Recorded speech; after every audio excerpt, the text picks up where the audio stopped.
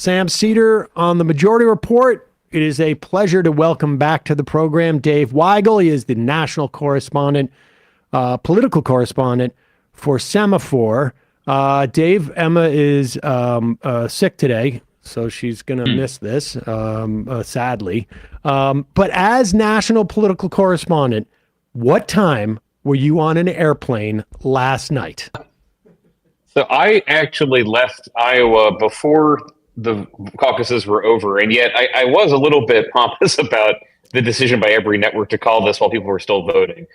We have had pretty decisive Iowa caucus results before, but nobody doubted that Trump was going to win this thing. And the bet that we made at Semaphore is we had some folks in Iowa.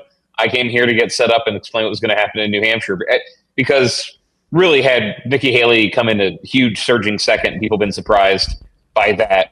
That would have been a story for New Hampshire. Had what happened in reality, which is DeSantis coming in a poor second, but ahead of Haley, that's also going to affect New Hampshire. I mean, as I'm talking to you, DeSantis's message is, I'm going to commit to both debates in the state, and it's time for Haley to do the same thing. So I knew it would get messy, but I knew it would get messy in New Hampshire, not Iowa. Now, my experience has always been that the story is always that Iowa, impacts New Hampshire, but it seems like that's not the case. I mean, and maybe you do this. You're a professional at this, so you would have a better sense. But in my recollection, it's not really predictive. I mean, in terms of what happens in New Hampshire, is that generally true? It isn't, but I can get into the reason why it isn't, and then the reason why it was interesting. Okay. Sorry. It isn't predictive. So Iowa is one of the last caucuses, really. A lot of states have given up on these things and gone to primaries. So it is a more engaged electorate. There's not as many people who are just fair weather. Oh, there's a primary I saw on TV, I'm going to go vote today, or send a mail-in ballot. It's a more intense group of people. It's a more religious electorate. Although lower this year, is about 51% evangelicals, down from 2/3 in 2016. It doesn't look like New Hampshire very much. New Hampshire is much more secular. New Hampshire, the plurality of voters are not registered with a party, which means they can show up and vote for either party in a primary. And that leads to, for John McCain or for Mitt Romney in 2012, the candidate who seems less right-wing often benefits. So that's the difference. What we learned in Iowa, though, is that Trump's movement is better at turning people out than the other candidates are, and the suburbs and the kind of college-educated voters who could make Nikki Haley competitive, they really didn't turn out very much in Iowa. She did not have something that looked like it was happening if you were only spending your time in Iowa City or in Des Moines. She did well enough to win one county by one vote, Johnson County, where the University of Iowa is.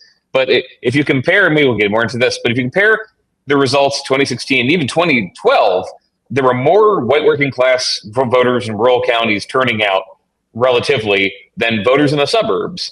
And that's, if there is a path to beat Trump in New Hampshire, you're going to get a lot of suburban voters who maybe voted Republican all the way until Trump came along and then became Clinton and Biden voters. You want them to turn out and vote for Haley, and they really didn't in Iowa. It was pretty paltry. I mean, I mentioned Johnson County. That's where the University of Iowa is, Iowa City. It's grown a lot since 2012. It's added 20,000 people. If you have not been there, you can imagine what a college town looks like and who votes there. From 2012 to 2024, 1,000 fewer Republicans turned out in those caucuses. So, wow. What if that happens in New Hampshire? You could say this race is over already. If this happens in New Hampshire and people, even in kind of liberal suburban towns, do not bother voting for Haley, it's very much over. Okay. All right. So there's two ways to assess this in terms of, let's leave that, like what happens forward in a minute. And, is there any way, I mean, my understanding is that the weather was really bad. That's what everybody was saying on television. It really was. Bad. But they got almost like not even 2/3. It seemed like they had 60% of the turnout that they had in 2016 come out, which is surprising to me. I mean, unless the weather was that bad, I guess. But you say there was less evangelicals that came out. And I wonder, like, putting aside the dynamics of the Republican race, because I think the big thing to come out of it is that, like, Donald Trump won sort of times two insofar as he not only won Iowa, but he also sort of ensured that there wasn't going to be a single candidate against him coming out of Iowa, and that the race was going to go for another 4 or 5 primaries at least. But with that said, is there anything to be garnered from this turnout and the nature of the turnout as to, like, measure Republican enthusiasm or whether people are turning out? Like, when you tell me that people in the suburbs weren't bothering to come out, even for Haley, it sounds to me like Republican suburban voters don't think there's any way to stop Trump, and they're just not that interested. That was the case in Iowa. And if you were not, you saw a report on polling in the state about how Trump was up 25 to 30 points. And if you cared enough to go see Vivek or DeSantis in person, they would tell you that the polls are fake and wrong, yada, yada. But they weren't. people got the sense that nobody was getting a lot of traction against Trump. You probably found this in real life. If you talk to somebody who's not following the primary that closely, they hear about Trump. They don't know a lot about the other candidates. So there is more of a sense of competition in New Hampshire. There is a belief here that it is close. The polling says it is. High single digit race at the best, with Trump ahead, Nikki Haley behind, and Chris Christie dropped out. So the assumption is, I think not crazy, that Chris Christie's voters who cannot stand Trump, that was the entire point of the Chris Christie campaign, might say, okay, Haley looks like she can beat her. This happens in New Hampshire. There are tens of thousands of voters who didn't know who Amy Klobuchar was, and then she came 5th in Iowa, but she had a speech pretty early in the it sounds like I'm being patronizing, but like she had a speech early on caucus night. She got some buzz. She came to New Hampshire. Within a week, she was a credible candidate who came a very good 3rd place in New Hampshire. So things can move here. That's the idea. But you're right. If you were talking to Republicans, as I was 2 days before the caucuses, hours before the caucuses, the scenario they wanted was Trump under 50%, Haley in 2nd%. Therefore, they can go ahead and have a 2-person race here. It didn't happen. I think it'd be easier to put that together in New Hampshire. I do think the weather affected things. I will say, though, when I was gassing up my car before I left, it was at a Come and Go, one of the beautifully named Iowa gas station chains. There's nothing funny about. And the guy next to me got out of his car in negative 18 weather, wearing shorts, sneakers, and like a thin Patagonia puffy jacket. Not one of the big ones, not one of the Canada Goose ones where you look like you're on the surface of the moon. Yeah, but he came from working out, walked into negative 20-degree weather, got some stuff at the gas station pumped, and I didn't see him, shivering or anything. So the Iowans had the ability to go out into this if they wanted. Also, the caucuses are not outside; they were inside where there were heaters. Right. So you just didn't see. I think you get more of a sense in New Hampshire that people think we can actually make a difference. It's warmer. I mean, it's 25 degrees, which felt like South Beach to me today. But you saw there are huge limits to that, and there's just not that many people who vote in a Republican primary who think they can slow Trump down. Not right now. How disaffected are those people? Did you get a sense of that? I mean, I got somebody on the IM saying Iowa is just like bad weather doesn't even do it justice. But I mean, did you get the sense? Did you get the sense that, let's say it was, I mean, and I don't know how you predict this. I don't know how you assess this, but I'll ask you anyways. If it was, 25 degrees in Iowa or 30 degrees, to lose 40% of the attendance from 2016, I mean, I could see the weather doing 25% and then maybe 10% going like, it's in the bag anyways. But if you think it's in the bag anyways, you would probably be either you would be pretty polarized about Trump, I would imagine. And you would be like, we've got to stop him. And I'm going to do it anyways. I mean, that just seems like a big drop off to me. Yeah, it does. The Haley campaign, any reporter who covers it will tell you, is just not very open about its strategy. Even if you get them talking on background off the record, they really don't want to say how they were targeting, what their universe was. this might be an indictment of reporters that we should know more. But my point being that they're not very talkative about what they were trying to do and what they couldn't do. And no campaign was admitting, oh, we actually had all this stuff planned and we had to cancel it. They were confident that they had DeSantis and Trump, and from Haley, it was sort of Americans' Prosperity, the Koch group's ground game. They said, okay, we've done enough where people are aware, and we're calling them and they can come out. They had all contacted more than enough voters to push that up. So hypothetically, had it been a 40-degree day, could more people have come out to vote for Haley?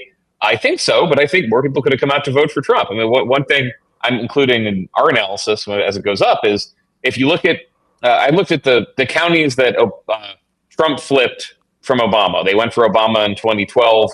They went for Trump in 2016, then he won them again in 2020.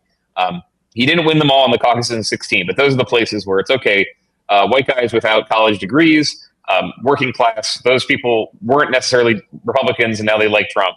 In those, the turnout was still down from 2016, but it was down by less than the rest of the state compared to 2012, which was a similar turnout, like 120,000 people. This is going to be like 112. Compared to 2012, turnout in those counties was up. I mean, there were hundreds more people voting. And it was way down, I was saying before, down big around Des Moines, down big around Cedar Rapids, just the places. So if you extrapolate, who would have come out if it was warmer? I can see if all the votes lifted, there just were more people interested in supporting Trump again than interested in supporting Haley. And I should add, because I'm not trying to spin just for DeSantis here. This is the DeSantis campaign that points this out the most, that by the end, between AFP and her super PAC and all those groups supporting her, she was on the air more than anybody else. You saw Nikki Haley's ads and her message. And she's going to end up with half as many votes as Marco Rubio got when he lost to Trump in 2016. I mean, the energy was not there, and not enough to power through bad weather. But even I think with good weather, I've seen campaigns that were clicking. I mean, the thing I can add to this, as being from the ground there, I was comparing my notes from 8 years ago and from 12 years ago, which were harder to find, about who had what crowds. And the final days in 2012, you could see Santorum events where people were packed out the door, hundreds of people. In the final days of 2016, you could see Rubio's crowds. He'd be in a suburb and get 350 people. Haley was getting in the same places 90 people or so. That, I think, was shrunk by the weather. I'm pretty confident more people would have made the trip if they could, if it wasn't so cold. But I remember covering Barack Obama in 2008, and he'd have to delay events because the crowds were so big that they couldn't pack everybody into them on time. They would have to delay by half an hour. That's just not happening. There's just not the same enthusiasm for these candidates as much as they could see it in Iowa. It just wasn't there. And is it worth trying to extrapolate to the general from that, or is that just a fool's errand? It would be awesome if you could extrapolate from one Iowa caucus, so I could go home. Why do I want to go home? I'm going to have a fun time here. Come on, you're having fun. Stop it. My understanding is that come and goes. My understanding that come and goes are actually spelled K-U-M and G-O. Is that correct? Yes, you don't have to censor them when you go with them, and they're great. I mean, Iowa gas stations are great. If you've never been there, but I do think from talking to Democrats, they did notice that in 2016, Democrats kind of slept on the fact that not all of them, but if you were talking to the Hillary campaign, you'd say, hey, it looks like 40,000 more Republicans turned out in this race, and they all went for Trump. And they'd say, well, he gets the general, yada, yada. For every 2 Trump voters in a rural, for every Trump voter who leaves us, we'll get 2 in the suburbs, that kind of thing. And this is not that. This is with no Democratic race really on the other side. There's just not the same enthusiasm for Trump. That makes sense, I think, not just to Democratic strategists, but to me, because if you look at polling where Trump is doing well, he is a well-known quantity who's not popular. The polling is a reflection of people thinking Biden is old, Biden is presiding over an economy that feels like it was better 4 years ago. I guess Trump, sure. And if you add Kennedy as an option, Kennedy who's most people are not seeing in their lives, and if they do see him, it's usually him saying something like, what was it the other day, that the FBI was right to wiretap him. He did say that it was okay, yeah. That they did, but that is his father and uncle were doing it as a check on the FBI, right, in some way. Yeah. Knowing from the inside. I mean, for example, that's not probably the kitchen table issue everyone's talking about at home, but that's how Democrats see it. Is okay. Obviously, a lot of people are frustrated and they don't like their choices, so they're TBD Trump right now. I think that there's more evidence for that from Iowa. You were not seeing the MAGA movement surge back. You were seeing how it's the biggest thing in the Republican Party, but it's not what it was in 2020. It has lost support in 2020. And the exit poll that everyone focused on, I think correctly, result that people focused on was when you ask even Republican caucus goers if they wouldn't vote for Trump if he was convicted, it was about a third say yes. Now, will that change over time? Because there was much. Look, you could find Republicans who said if he was indicted, he should drop out, and he didn't, and they just stopped caring.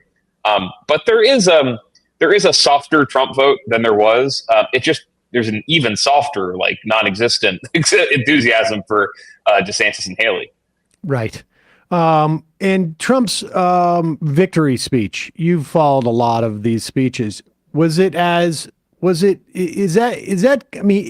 felt to me with having DeSantis come in second meant that there's never going to be a single candidate that Trump is running against until deep into the primaries. Even if you added up what Vivek and DeSantis and Haley got, it still would be less than 50%, and Trump would beat that fictional candidate. It sounded like to me that he started his general election campaign last night in that victory speech. Was that what was your sense of that? Yeah, that's one thing. Not to argue with everyone in the media, but I like McKay Coppin's piece for The Atlantic. See that I can agree with somebody instead of being disagreeable. That said, hey, everybody, you should check out a Trump rally. He said go to one. I think it's okay if you just watch one on TV and see what he's saying, because he's lost his swerve from 2016 and 2020, but he's also just spends a long time rambling about stuff. He always did, but he'll just get into his problems and stuff that's not relevant to voters. Like the old idea that, yeah, you weren't listening, but Trump was talking about manufacturing and he was talking about the forgotten man. He does less of that now. It is much more about his personal problems. So that pivot, it took a while. I mean, I was watching the speech live to take notes on it, and he starts with a long list of thank yous. He's kind of promising cabinet jobs to people. He's suggesting that the Attorney General of Iowa, who endorsed him, should run for governor. And I was talking with that's when CNN cut away after the first 5 minutes. We thought like this is like an Oscar speech. It's not even right. Oh yeah, without a wrap 'em up button. But not to get into everything Trump said, but that's a great example. Cable went from you should witness this entire Trump thing to Trump started talking about how immigrants are bad. We're going to cut away. All right. Well, if the actual Trump content is not, even when he's on book, he's wasting a lot more time talking about his personal problems and things that are less inspiring to people. I don't think if you played a Biden speech, some of the times where he's losing focus and saying, anyway, I don't think people would say, I feel more confident about Biden. I do think if you played somebody an entire Trump speech, many would say, oh, that's what he's running on. Oh, okay. Unexpected.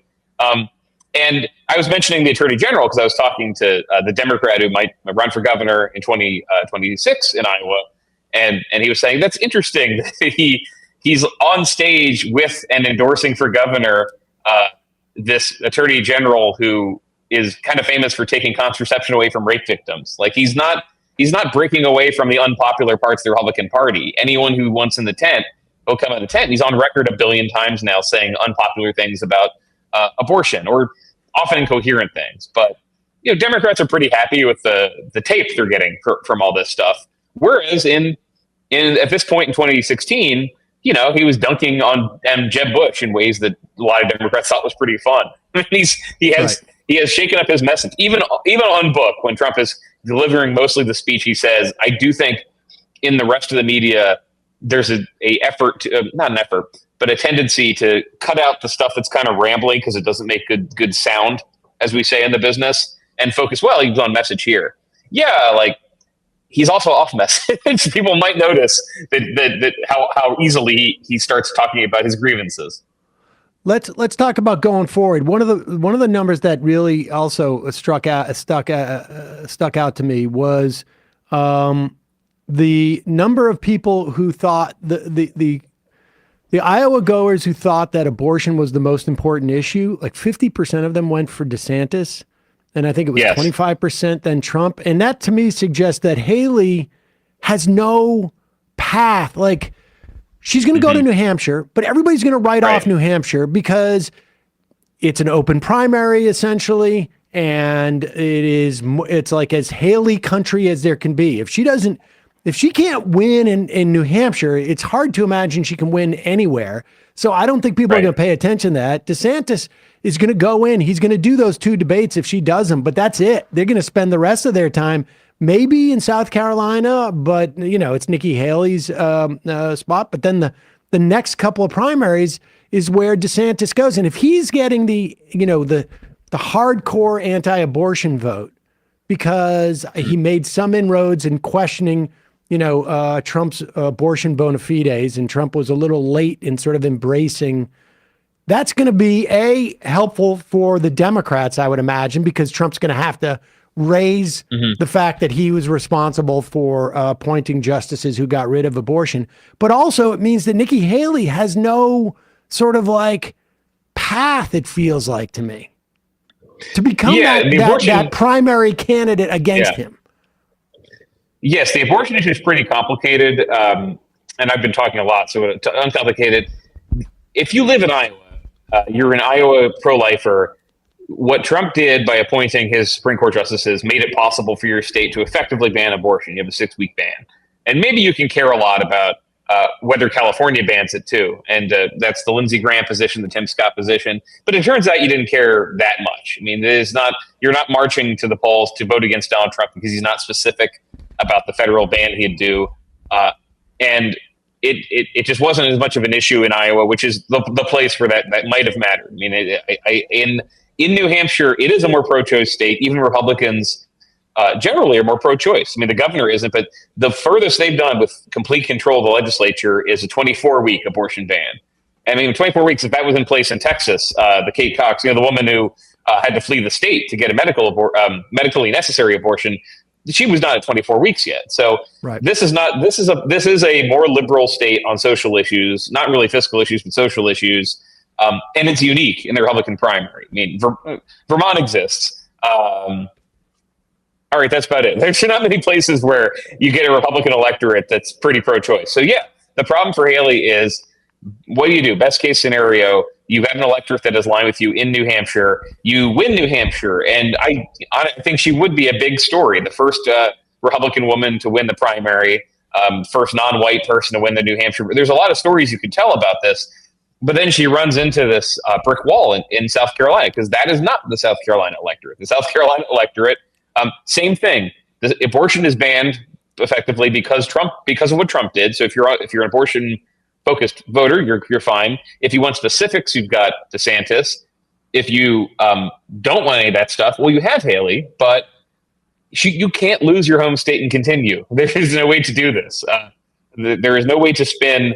I still have a path to nomination after losing my home state by 30 points, not just because that's humiliating, but look at the next races. You have Michigan, where Trump is strong after South Carolina. You have Super Tuesday, where there's really, I mentioned Vermont, but everything else. I mean, look at the California electorate. That is a very right-wing MAGA electorate. It's not California hippies. That's the wrong way to view it. If you're a registered Republican in California, you can vote in that primary. You are MAGA at this point. So yeah, she doesn't really have anywhere to go. Would she have somewhere to go if she had a huge surge in Iowa and convinced a bunch of pro-lifers, et cetera, to vote for her? That's kind of like possibly, maybe in another universe, but we live in this universe. She didn't do it, so she just doesn't have enough of a coalition to compete with Trump after New Hampshire. Is there? All right. So lastly, is there any? I mean,